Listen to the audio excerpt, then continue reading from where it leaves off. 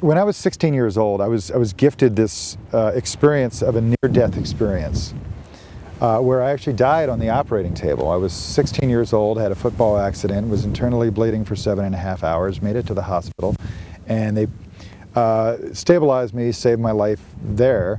But when they got me to the operating table, I ended up dying on the operating table. And the nurses and doctors said, the next day when they came to see me, they all said that I must have a lot to live for, because I was just dead and I woke up without anything that they did. So when I went through this experience in the 1970s, there weren't terms for near-death experiences, and there weren't books written, there weren't movies and TV shows about it, or YouTube to go see it. So I had no idea. My experience was just my experience. And it wasn't until years later that I was in a class at college, and the teacher was speaking about near-death experiences and what he had read, and he was sharing it with us. And I said, hey, I did that. And he said, of course, no you didn't. And of course I did. So I shared my experience, and that was the beginning. And I don't know if it was even called near-death experience at the time, but what it taught me was, well, first of all, my experience was very similar to what you read about now, that you review your life, and at the age of 16, my life was all, candy canes and happy times. So my review of my life wasn't any traumatic, horrible experience. Went through this little review, and then I went into this area, this light at the end of the tunnel. I kept following this till I got to a space where I was surrounded, bathed in light, and it was warm and comfortable. Everything was painless. There was no uncomfortable feeling. It was all beauty, simple, clear, clean. And I got to this little spot, and I'm just kind of bathed in white light and left around. And it wasn't that a white man named Jesus was there to meet me or whatever, that someone at the pearly gates. There weren't any men or women or people there, or spirits even. It was just sort of like I was connected at that time to the infinite being, to the energy that we all are connected to now. But I was clearly connected to that energy that we're all within now, or can connect to now. We are connected to now, and with that energy, I felt like I knew and could think or feel what was going on in the world. I was connected to the world and the thoughts and feelings of the world.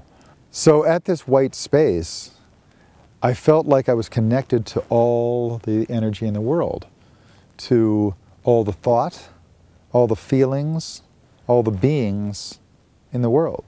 And I felt like at that time, it was the beginning of me understanding that we're all connected.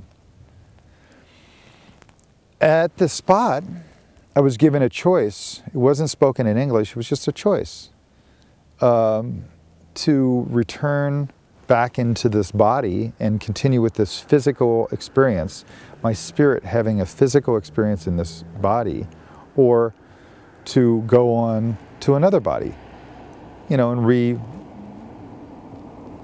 clear that spirit energy, and then choose another body to go into.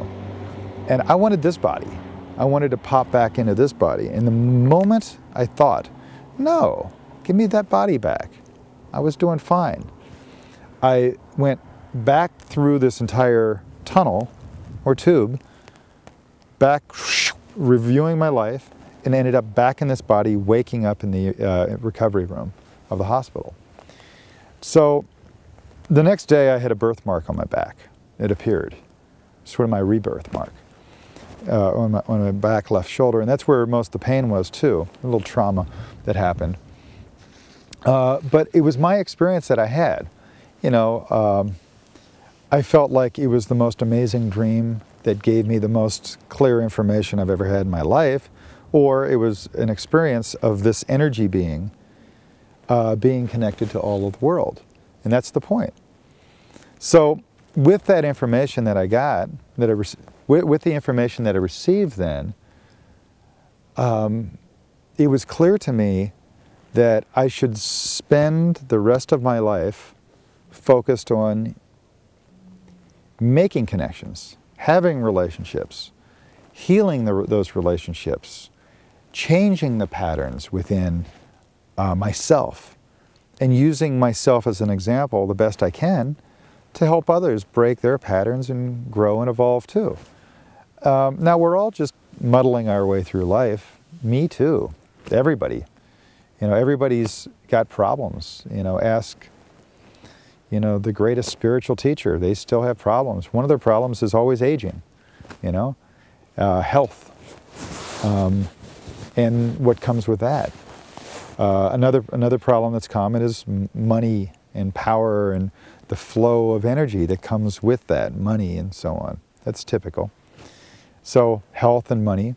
And the third one, which we all have, is love.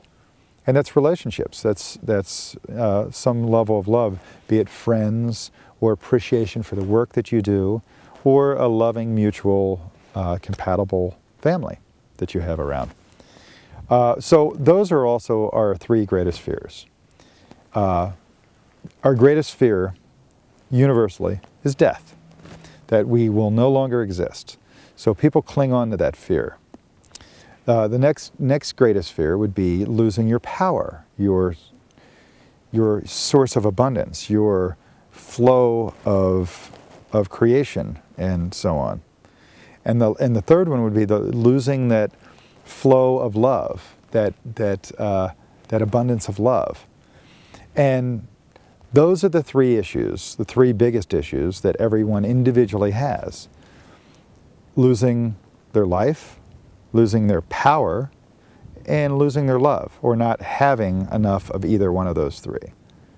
So it's natural for us to follow our instincts and go in a natural flow, but it's unnatural, but yet normal for us to mentally want to control things and be in this old pattern, or this is the only way.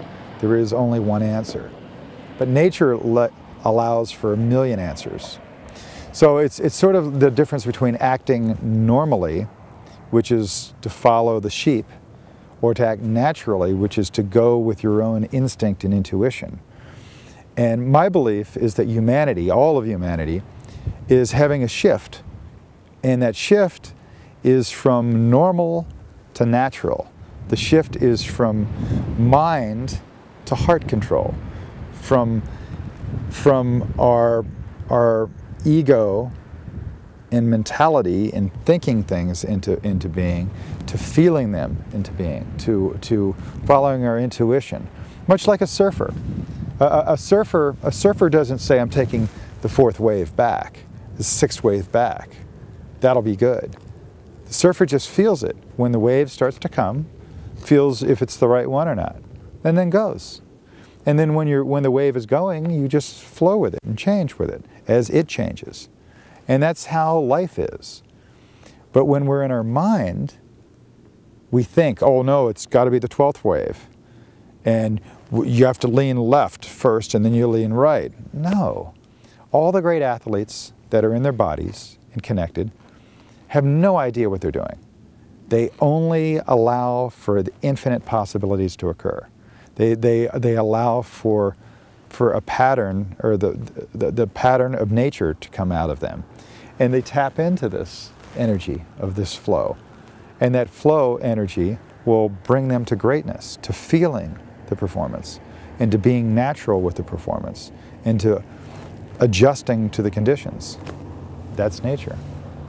That's life. And that's the flow of life.